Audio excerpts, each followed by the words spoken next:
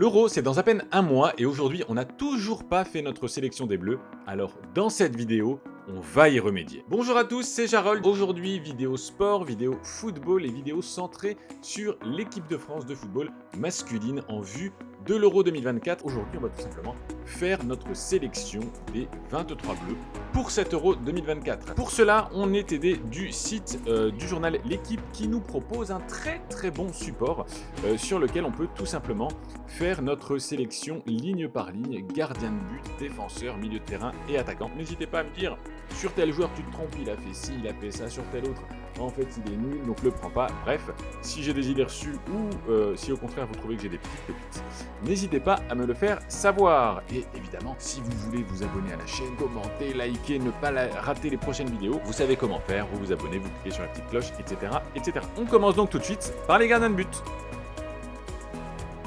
Alors, côté gardien, on nous propose 8 noms. Alphonse Areola de West Ham, Lucas Chevalier de Lille, Yvan Diouf de Reims, Alban Lafont de Nantes, Benjamin Lecomte de Montpellier, Mike Maignan du Milan AC, Ilan Meslier de Leeds et Brice Samba de Lens. Donc Alphonse Areola, Alban Lafont, Benjamin Lecomte, Mike Maignan et Brice Samba. On va couper tout suspense pour les gardiens. Pour moi, le numéro 1, c'est incontestablement Mike Maignan. Derrière, il nous en faut 2. Alors, généralement, les profils qu'on prend, on prend un gardien numéro 2 qui soit un gardien qui, en termes sportifs, de compétitivité, soit le moins éloigné possible du gardien numéro 1. Le seul truc qu'on regarde, c'est qu'il ne foute pas le dawa comme il ne sera pas numéro 1. Et le troisième gardien, on prend généralement soit un gardien d'expérience, soit un metteur d'ambiance. Alors moi, ce que j'ai vu récemment, je sais que Brice Samba est 2 ou 3 en ce moment, et je l'ai vu dans un match avec l'équipe de France, il était vraiment pas très bon. On a pris des buts où je trouve que c'était un petit peu de sa faute.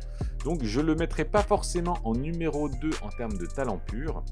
Donc derrière, il reste qui? Il reste Yvan Diouf, Reims, trop petit club. Pour moi, ce sera dernier choix. Alban Lafont, il a déjà joué en Italie, je crois à la Fiorentina, il joue à Nantes. Ou Alphonse Areola, à ce niveau-là, il est quand même dans une position un peu médiane. Et Benjamin Lecomte, il a eu beaucoup de mal à Monaco. Je crois qu'il était parti de Montpellier pour aller à Monaco, il est revenu à Montpellier. Ce qui montre peut-être un petit peu de difficulté à passer certains caps ou de difficulté quand le contexte ne lui est pas 100% favorable. Yann Meslier, il est à Leeds, c'est comme la première ligue. Donc moi, j'aurais tendance à prendre soit Alban Lafont, soit Alphonse Areola, et en complément, Ilan Meslier. Donc je pense que je vais donc déjà prendre Ilan Meslier. Et ensuite, entre Alban Lafont et Alphonse Areola, je pense que je vais prendre Areola parce qu'il a joué au PSG. Il joue maintenant en première ligue, dans un club qui est quand même pas si mal que ça. Donc on va prendre Alphonse Areola. Voilà nos 3 gardiens. On a donc Alphonse Areola, Mike Maignan en numéro 1 et Ilan Meslier. Je pense qu'avec ça, on peut quand même voyager assez tranquillement. On passe maintenant à la sélection des défenseurs et vous allez le voir, on doit sélectionner 8 défenseurs et on a un panel très large pour choisir les défenseurs. Pour faire simple, je pense qu'il vaut mieux qu'on prenne les défenseurs qui peuvent jouer à gauche, les défenseurs qui peuvent jouer dans l'axe et les défenseurs qui peuvent jouer à droite. Donc comme on peut en prendre 8, on va en prendre 2 à gauche, 2 à droite et 4 dans l'axe. Alors je vais commencer par ceux que je prendrai intuitivement.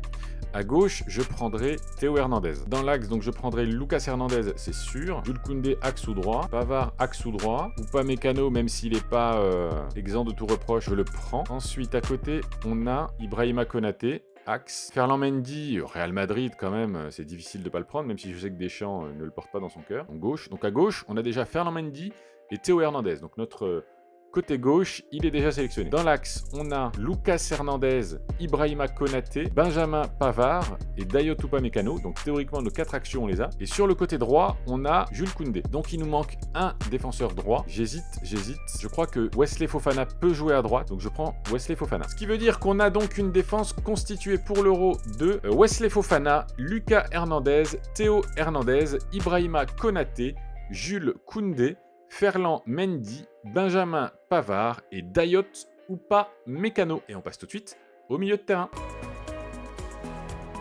Les milieux. Alors là, on doit en sélectionner 6. Et on a pareil le choix entre beaucoup de noms. Ouh là là là. Ouh ouais. Là, on a beaucoup de noms. Qui est-ce qu'on a? Yacine Adli, non. Akilouche, non. Bourigeaud, non. Kamavinga, un grand oui. Cacré, non. Cherki, non. Diouf, non. Doué, non. Fofana, Peut-être. Gournadois, non. Guendouzi, non. Griezmann, ah c'est drôle, ils le prennent direct en milieu de terrain maintenant en équipe de France. N'Golo Kanté, ah non, maintenant il est plus dans un championnat suffisamment compétitif. Koné, Lesmelou le fait. Milo, Rabiot. Alors Rabiot, je sais que beaucoup de gens l'adorent. Moi, pour le côté personnalité, je le prends pas forcément d'office.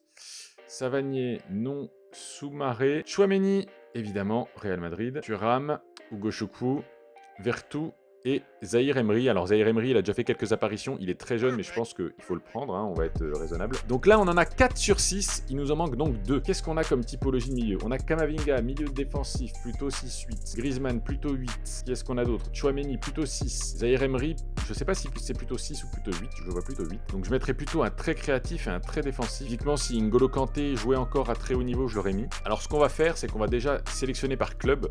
Je vois que Soumaré joue quand même au FC Séville, donc qui est quand même un grand club, donc on va lui faire confiance. Et on va prendre aussi Adrien Rabiot de la Juve qui, voilà, en essayant de le cadrer au niveau du comportement, et on va lui faire confiance également. Donc on a un milieu de terrain composé de Kamavinga, Griezmann, Rabiot, Soumaré, Tchouaméni et Warren Zahir Emery. Et on passe à présent à la ligne d'attaquants.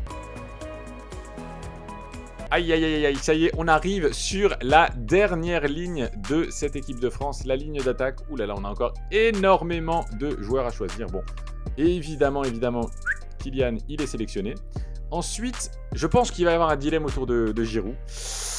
Il va falloir qu'on regarde par rapport à la concurrence et l'état de forme. Alors, Barcola, Ben Yedder, Blas, Coman, Dembélé, Diaby, Hudson-Edouard, Nabil Fekir. Franchement, là, c'est là qu'on voit qu'on a quand même certains noms au niveau de notre ligne d'attaque. Olivier Giroud, Jonathan Ikoné, Kalimundo, Kolo Muani, Lacazette, Martial, Mopé, Mbappé, Nkunku, Olysée, Pléa, Rutter, Tel, Terrier, Marcus Thuram et Elie Wahi. Alors, Marcus Thuram, je pense qu'il y sera. Et en plus, bon, il vient de marquer des buts importants avec l'Inter Milan et d'être champion d'Italie avec l'Inter Milan. Je pense que Christopher Nkunku, c'est un joueur de valeur, même s'il a eu tendance par le passé à se blesser au plus mauvais moment. Donc on en a déjà 3. Et moi, je pense que pour la suite, honnêtement, s'ils ne sont pas blessés, je prends Kingsley Coman, Ousmane Dembélé et Olivier Giroud. Donc on a une ligne d'attaque qui est constituée de Kingsley Coman, Ousmane Dembélé, Olivier Giroud, Kylian Mbappé, Christopher Nkunku et Marcus Thuram. C'est plutôt pas mal parce qu'on a Mbappé le boss. On a Coman, Dembélé, Giroud qui sont là depuis très longtemps et donc ce sera la dernière de Giroud. Et on a aussi 2 plus jeunes, donc Thuram qui a déjà quelques sélections et Christopher Nkunku qui aussi a eu quelques sélections mais pas forcément dans des grandes compétitions avec l'équipe de France. Ce qui fait qu'il y a un bon mix entre joueurs très installés, joueurs qui auront leur dernière compétition et puis nouveaux entrants. Je trouve que c'est une ligne d'attaque plutôt intéressante. Je valide ma sélection et donc la voici, on fait le grand récapitulatif. Gardien de but, Alphonse Areola, Mike Maignan, Ilan Meslier.